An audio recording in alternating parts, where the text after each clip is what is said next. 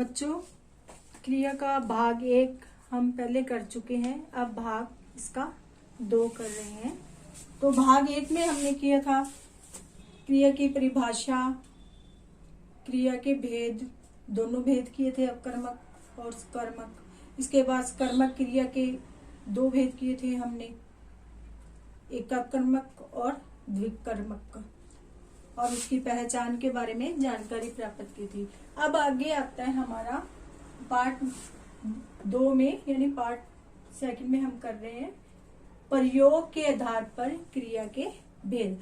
प्रयोग के आधार पर बेटे क्रिया के 6 भेद होते हैं। कितने भेद होते हैं? 6 भेद होते हैं। एक तो सामान्य क्रिया, नंबर 2 संयुक्त क्रिया, नंबर 3 नाम धातु क्रिया, नंबर 4 प्रेरणार्थक क्रिया और नंबर 5 है पूर्वकालिक क्रिया और नंबर 6 है अपूर्ण क्रिया। अब सबसे पहले हम सामान्य क्रिया के बारे में जानकारी प्राप्त करें। सामान्य क्रिया क्या है? जिन वाक्यों में एक ही मूल धातु से बने क्रियापद का प्रयोग हो। किसका? एक ही मूल धातु से बने क्रियापद का प्रयोग हो, उसे सामान्य क्रियाएं कहते हैं या वे सामान्य क्रियाएं कहलाती है। जैसे अक्षिता ने खाना खाया, आकांक्षा पुस्तक लाई, मैंने पाठ पढ़ा। देखो इसमें क्या था? खाया, लाई और पढ़ा। ठीक है, पढ़ से बना है ना, पढ़ा। खा से खाया, ला से लाई। हमारा मूल शब्द है वह क्या है? खा। तो खाया, खाया का क्या है? मूल धातु, एक ही मूल धातु है ना, खाया। खाया का मूल धातु क्या है? खा। लाई का क्या है? ला। और पढ़ा का क्या है? पढ़। धातु से बने ये क्रिया पद है। नंबर 2 संयुक्त क्रियाएं। संयुक्त क्रियाएं जिन वाक्यों में एक से अधिक धातुओं से बने क्रियापदों का प्रयोग हुआ हो, वे संयुक्त क्रिया कहलाती है। कौन सी कहलाती है संयुक्त क्रिया? जिनमें एक या एक से अधिक, ठीक है, धातुओं से बने क्रियापदों का प्रयोग हुआ हो। जैसे अध्यापक पाठ पढ़ाने लगे, पढ़ाने और लगे, ये 2 इसमें क्या है? धातु हो गए, क्रिया के पद के हो गए। मैंने खाना खा लिया, खा लिया। पुलिस ने डाकू को पकड़ लिया, तो पकड़ लिया। ये 2 धातु रूप हो गए इसमें। पढ़ाने लगे, पढ़ाने में पढ़ और लगे में लग। खा लिया, खा लिया का खा और लिया का ले। पकड़ लिया, पकड़ ले। 2 धातुओं से बने पद है। इसके 2 धातु कौन सी है? जैसे इसमें बताया ना, पढ़ और लग। खा ले, पकड़ ले, ये 2 धातु है। ठीक है, 2 धातुओं से बने पद हैं। 2 धातुओं के योग से बने पद संयुक्त क्रियाएं कहलाती है। संयुक्त क्रिया होती है ये। संयुक्त क्रिया में पहली क्रिया होती है मूल और दूसरी क्रिया सहायक क्रियाएं कहलाती है। पहली क्रिया जैसे पढ़ है वह मूल क्रिया है और लग जो है वह सहायक क्रिया है। खा मूल क्रिया हो गया और ले सहायक क्रिया है। जैसे पढ़, खा, पकड़ मूल क्रियाएं हो गई और लग और लिया इसकी सहायक क्रिया है, हो गई। नंबर 3 नाम धातु क्रियाएं। नाम धातु क्रियाएं कुछ क्रियाएं क्रियापद का परिवर्तित रूप न होकर, क्या बोला इसने, बताया इसने, क्रियापद का परिवर्तित रूप न होकर संज्ञा, सर्वनाम, विशेषण आदि से बनती है। कुछ क्रियाएं क्या है कि संज्ञा, सर्वनाम, विशेषण आदि से बनती है। संज्ञा, सर्वनाम, विशेषण से बनने वाले ये क्रिया का रूप नाम धातु क्रिया रूप कहलाता है। नाम धातु क्रिया रूप कौन सा कहलाता है? जो संज्ञा, सर्वनाम, विशेषण से बनने वाले ये क्रिया का रूप नाम धातु क्रिया रूप कहलाती है। अब नाम धातु क्रिया रूप है वो संज्ञा से बने नाम धातु क्रियाएं, जैसे संज्ञा और नाम धातु क्रियाएं, लात लतियाना, झूठ जुठलाना, फिल्म फिल्माना, हाथ हथियाना, शर्म शर्माना, बात बतियाना, जूता जुतियाना, इस तरह से ये है। ठीक है, इसके बाद आते हैं संज्ञा और सर्वनाम। सर्वनाम से बनी नाम धातु क्रियाएं, सर्वनाम और नाम धातु क्रियाएं, अपना अपनाना, तुम तुम्हारा, उन्हें उन्होंने, इस तरह से संज्ञा से आ जाएंगे। फिर आगे विशेषण से बनी नाम धातु क्रियाएं हैं, जैसे 60 भी 60 साल का हो जाता है तो कह देते ना सठिया आ गया ये, तो 60 सठियाना, लंगड़ा लंगड़ाना। ठीक है, अनुकरणवाची शब्दों से बनी नाम धातु क्रियाएं। कौन सी शब्द? अनुकरणवाची शब्द, जैसे थप थप थप थपाना, बिन बिन बिन बिनाना। ठीक है, और खट खट खट खटाना, हिन हिन हिन हिनाना आदि शब्द। नंबर 4 है प्रेरणार्थक क्रिया। प्रेरणार्थक क्रिया जिस क्रिया में कर्ता स्वयं काम न करके किसी दूसरे को काम करने के लिए प्रेरित करता है, उसे प्रेरणार्थक क्रिया कहते हैं। जिसमें क्या है कि कर्ता खुद काम नहीं करता, कर्ता क्या करता है? खुद काम नहीं करता और दूसरे को काम करने के लिए प्रेरित करता है, दूसरे से करवाता है, तो वहां पर कौन सी क्रिया होती है? प्रेरणार्थक क्रिया। जैसे माँ ने बेटी से पत्र लिखवाया, देखो माँ ने बेटी से पत्र लिखवाया, माँ ने खुद ने पत्र नहीं लिखा बल्कि बेटी से पत्र लिखवाया।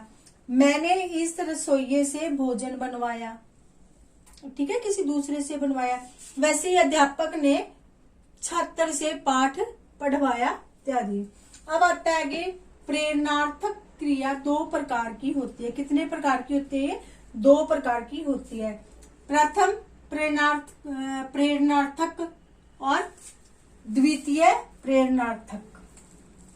प्रेरणार्थक एक होती है और एक द्वितीय होती है। जब कर्ता स्वयं कार्य में सम्मिलित होते हुए किसी को उस काम के लिए प्रेरित करता है, यानी कर्ता काम करने वाला खुद वहां पे होता है पर खुद काम नहीं करता, किसी और से करवाता है, तो वहां पर प्रथम प्रेरणार्थक क्रिया होती है। जैसे माँ बच्चे को खाना खिलाती है, बच्चा खुद खा सकता था पर उसको माँ खाना खिला रही है। द्वितीय प्रेरणार्थक में है जब कर्ता स्वयं न करके, स्वयं क्या नहीं करता? कार्य न करके किसी दूसरे को कार्य करने के लिए प्रेरित करता है। जब कर्ता स्वयं न करके किसी दूसरे को कार्य करने के लिए प्रेरित करता है तब क्रिया को द्वितीय प्रेरणार्थक क्रिया कहते हैं। जैसे माँ नौकर से कपड़े धुलवाती है, माँ क्या करती है? नौकर से कपड़े धुलवाती है। यहाँ तो माँ बच्चे को खाना खिला रही है, यहाँ दूसरे से काम करवा रही है किसी और से, तो वहां पे द्वितीय प्रेरणार्थक क्रिया होती है। 4 नंबर क्रिया में ये क्रिया प्रथम प्रेरणार्थक क्रिया और द्वितीय प्रेरणार्थक क्रिया है। हंसना, हंसाना, हंसवाना, धोना, धुलाना, धुलवाना, पढ़ना, पढ़ाना, पढ़वाना, काटना, कटाना, कटवाना, पीना, पिलाना, पिलवाना। इसके बाद बेटे देखो ये प्रथम और द्वितीय में क्या फर्क है? इसमें आना लगा और इसमें वाना, धुलवाना, वाना। अब आती है आपकी 5 नंबर पूर्वकालिक क्रियाएं। पूर्वकालिक जो पहले हो चुकी हो। वाक्य में मुख्य क्रिया से पहले यदि कोई क्रिया हो चुकी हो तो उसे पूर्वकालिक क्रियाएं कहते हैं। पूर्वकालिक क्रियाएं जो पहले हो चुकी हो, मुख्य क्रिया से पहले जो हो चुकी हो उसे कहते हैं पूर्वकालिक क्रिया। जैसे बच्चा दूध पीकर सो गया, बच्चा दूध पीकर सो गया, मैं नहाकर पढ़ूंगा, यहाँ सो गया तथा पढ़ूंगा क्रियाएं कौन सी है? मुख्य क्रियाएं हैं। कौन सी मुख्य क्रियाएं हैं? सो गया और पढ़ूंगा, यह मुख्य क्रियाएं हैं। और पीकर तथा नहाकर क्रियाएं हैं, इन क्रियाओं से पहले हुई है। अतः ये पीकर तथा नहाकर क्रियाएं पूर्वकालिक क्रियाएं, ये इससे पहले हुई है ना। पहले उसने क्या किया था? दूध पिया, ठीक है, नहाया, फिर सोया, तो ये पूर्व पहले हुई है, इसलिए ये पूर्वकालिक क्रियाएं हैं। नंबर 6, अपूर्ण क्रियाएं। जब क्रिया के होते हुए भी किसी स्पष्ट अर्थ का बोध नहीं होता, यानी क्रिया है पर उसके अर्थ का बोध नहीं होता, तो ऐसी क्रिया अपूर्ण क्रिया कहलाती है। जैसे वह है, वह क्या है? वह पुस्तक है, एक लड़का है, क्या है? कुछ नहीं पता चलता ना यहाँ पे। तो राहुल उड़ा रहा है, ठीक है, क्या उड़ा रहा है ये भी हमें नहीं पता। तो वह है, वह बुद्धिमान है, ठीक है, वह पतंग उड़ा रहा है। तो ये हमारा वह है, राहुल उड़ा रहा है, ये हमारे अपूर्ण वाक्य थे। कौन से वाक्य थे? अपूर्ण वाक्य थे। और इनको पूर्ण करने के लिए हमने यहाँ वह के साथ में बुद्धिमान और राहुल के साथ में हमने पतंग लगाया है। क्यों? कि इसके अर्थ को स्पष्ट करने के लिए। वह बुद्धिमान है, राहुल पतंग उड़ा रहा है। अपूर्ण क्रियाएं अपना अर्थ पूर्ण रूप से व्यक्त करने के लिए कर्ता पूरक या कर्म पूरक की अपेक्षा रखती है। अपूर्ण क्रिया के अर्थ को पूरा करने के लिए जिन शब्दों का प्रयोग किया जाता है उन्हें पूरक कहते हैं। देखो, अपूर्ण क्रिया क्या करती है? किस पे निर्भर रहती है? कर्ता और कर्म पर। और जब इसका ये अपने अर्थ को पूरा करने के लिए जिन शब्दों का प्रयोग करते हैं, जैसे हमने यहाँ पे बुद्धिमान का या पतंग का प्रयोग किया है, तो उनको क्या कहते हैं? पूरक। उन्हें क्या कहते हैं? पूरक। हमारा क्रिया भाग 2 पूरा हो गया है। और वीडियो को पूरा देखना। कई बार एग्जाम के अंदर इस तरह से क्वेश्चन पूछे जा सकते हैं कि अपूर्ण क्रिया अपने अर्थ को पूरा करने के लिए किसका प्रयोग करती है, तो उसे क्या कहते हैं। इस तरह से कोई भी क्वेश्चन आ जाता है। अगर आपकी अच्छे से वीडियो देखी होगी तो आप उसका आंसर दे सकोगे, अन्यथा नहीं। तो बेटे इसको पूरी देखना। और अगली वीडियो लेकर के हम जल्दी आ रहे हैं। और जिन्होंने सब्सक्राइब नहीं किया वे सब्सक्राइब कर देना, लाइक और कमेंट जरूर करना। तब तक के लिए धन्यवाद।